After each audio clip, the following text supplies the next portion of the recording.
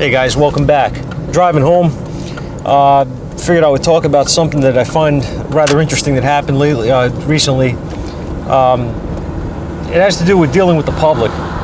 And, you know, in this industry, you deal with all different types of people, all different personalities. Everybody's an individual, you know, so that's basically what it is. I mean, that's, you know, you're a direct link, you know, to the public. So my customers mostly are, you know, regular people. They're not like companies and such. I mean, there's a couple that I work with, but most of them are not. I was recently approached by a guy who found me, I think, online. Found us online, and you know, he approached me about dealing with his fleet. Now, I'm not a big advocate, especially having a smaller shop. It's only two of us, you know, working on fleet vehicles, just for the fact that you could get overwhelmed very quickly. They could dump 5, 6, 7, 8 vehicles on you at a clip. So before I decided to do anything, I wanted to talk to the guy, and I had him come down to the shop, and we talked for a while.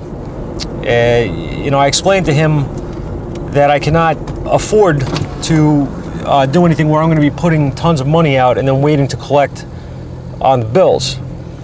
So that was one thing that was on my mind, you know, immediately when he came to me. And he said, no problem. He said, I'll pay you daily. He goes, you know, whatever vehicles I bring down that you fix, you just tell me how much. I'll bring you the payment through credit card or whatever at the end of the day. So that works. I said, that's okay. That's fine. That'll work. And then I explained to him that I cannot tie up, you know, the shop with, you know, multiple vehicles, like many vehicles at a time, where they're just there for oil changes and such, because I'm going to be losing out on other work that I do. So, you know, doing 10 oil changes in a day does not pay the bills. You know what I mean? It's not enough. You have to have work. You know what I mean? That you're going to make some profit on. You can't just be doing oil changes. So he understood exactly what I was saying. Everything seemed pretty good. And he said, you know, I'm not going to overwhelm you or anything will work. He goes, I'll make sure that you're available to do the work, and before I dump cars on you and all that stuff, I'll give you a heads up. Seemed like a pretty good start. So I said, all right. And he says, I have a lot of vehicles with electrical problems. He said, and I have like 3 other shops that I deal with, and they can't, you know, fix these cars, and they don't do that kind of work, you know, whatever. I said, fine, no problem. I said, we can handle it. So I was kind of expecting him to bring down some cars with, you know, what as he put it, electrical shorts and such. So the first vehicle that he brought down to me was actually one of the 2 very quick videos that I posted of water leaks. They were actually both from that place. And if you saw the first one, and you saw the picture that I put up in the community of the rust in the system, that was an indication of how these vehicles are maintained. Now, these are transportation vehicles, you know, that are driving people around, and they are, you know, from what I saw, not very well maintained. Now, who's to blame for that? Well, it could be the shops that are working on it, on these vehicles. That's possible. You know, it's always possible they don't do the right thing. You know, they don't put antifreeze in, they put water. You know, whatever. I mean, I'm just saying it's an indication of negligence, one way or the other. Okay. Is it definitely the shop that's the problem? No, it's not definitely the shop. Could it be the owner? Absolutely. Well, to me, in my honest opinion, it turned out that I believe it's the owner's issue, not a shop that was working on the vehicle. I saw that very quickly because the jobs he did not, you know, when the job was done with the overheating issue for the first one that was all corroded, I explained to him that's not the only issue with the vehicle. The issue besides the leak and an obvious problem with the cooling system is, you know, he needs a cooling fan. He needs a serpentine belt, which was slipping beyond belief on that truck.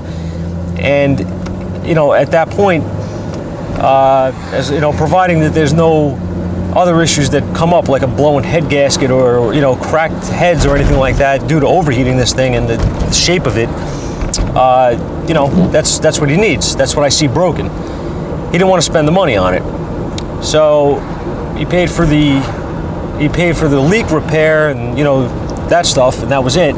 Then the other vehicle had a leak we fixed, and then he brings down a vehicle with a noise in it we diagnosed as a faulty front right hub bearing. And he said that he doesn't want to, you know, it's too much money, he doesn't want to fix it. So, you know, what I figured was he took the vehicle to a different shop, and he was probably, you know, he's kicking tires basically. He's looking for the cheapest. He wants options for the cheapest repair. That's what it came down to, and that's what the message that I got from them. Well, make a long story short, what turned me off with these people really bad was when they had come down to pick up the vehicles. They had picked up, I think, 2 out of the 3 at the same time, and one of the 2 people that were down there picking up the vehicle came in the shop, came into the office. My partner was writing the bill, and he was finishing the bill. And they came in, and they, you know, we have receipts up on the counter, up on our desk for, you know, auto parts stores, you know, from the auto parts stores for us. And they started grabbing the receipts, and my partner says, "What are you doing? Those are our receipts. Like, that's not for you." So the guy says,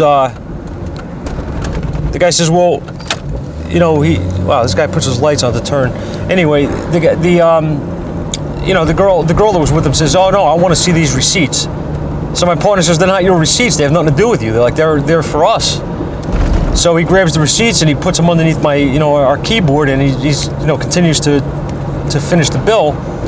And the girl says, "Oh, you're trying to cheat us." And, you know, basically they were, basically she was saying rather that, you know, we were, you know, cheating them. That's what she was trying to get, you know, the point across. And I had come in and I said, "I don't know what you're trying to do." I said, "I don't know what's your deal." I said, like, you know what I mean? I've never had this happen before. And she's like, "No, I want to see the receipts." And I was like, "Well, he's printing your receipt. You're going to get it in a moment." And she says, "No, I want to see those green receipts." And I said, "Those green receipts have nothing to do with you. They're all the bills from the week for parts for us. That's our bills. Like that's our receipts for the parts for, you know, all the vehicles."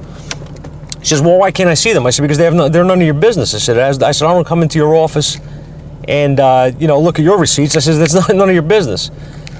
So the audacity people have to me is ridiculous. But I told her, I said, "Look, I don't know how you handle business wherever you come from, or wherever you know, whatever you deal, like wherever your dealings are, but I says that's not how we handle things here." I says, "You're going to get your receipt. Everything's itemized. If you have a problem with the price, then don't come here." I says, "And if you think that I'm lying to you, you're welcome to call up the parts stores and get a price on these items, and they're going to tell you this is the price. I'm not raising prices here behind your back or doing anything like that." I said, "But this stuff is none of your business, so I'm not letting you see it." So it's kind of started a little thing, and I said, "Look," I said, "you know what?" I said, here's how it's going to work. I was like, "You're going to pay your bill, you're going to take your vehicles, and you're going to get the hell out of my shop. That's pretty much going to be the end of it." I said, I don't need this crap. I said, "I don't need your kind of business in here. I don't need this aggravation." I says, "You cry about the price. You're here with 3 vehicles that are a disaster, and you're crying about pretty much minimal amounts of money to repair them, and you want it cheaper." I said, I'm not here to negotiate with you. So you're very welcome to just take the vehicles and get out after you pay the bills which you owe me, and don't come back. If your mechanics that you're going to can't fix the vehicles, that's your problem." I said, "Because I don't want your business." So my partner was happy I threw them out. I actually felt better about things that I threw them out. And my thing is this, like, you don't want to lose business, okay? Like, you know, you're not in business to lose business, right? But at the end of the day, it's a business. So I need to be able to be profitable in order to stay in business. You're not going to be profitable when people come in trying to basically see who's going to give them the lowest price to fix their vehicle. And they're going around trying to tell you that they're going to give you the account, but yet they're working with other people. It's like a scam. It's like a big freaking scam, you know what I mean? So I told them to just get out of the shop, don't waste my time, and that's the end of it. And you know, the girl says to me, "Well, you know, I don't think that it's right that I can't see receipts from your parts." And I said, "Well, I think it's perfectly right." I said, "Because," I said, "in all my years, you're the first person that's ever tried to grab receipts out of my partner's hand or my hand and look at them when they have nothing to do with you. So I don't see how you think that's okay, but not in my place. Like, that ain't happening." So I cut that crap quick and got rid of them. I guess it's better I found that earlier than later. But, you know, it's ridiculous, man, the crap that you have to put up with some of these people, and the audacity that they have to think that you're some kind of idiot or something, that you're there, you know, diagnosing these cars or fixing these cars, and you're going to do it on their terms. You're going to do it for their price, what they think it's worth.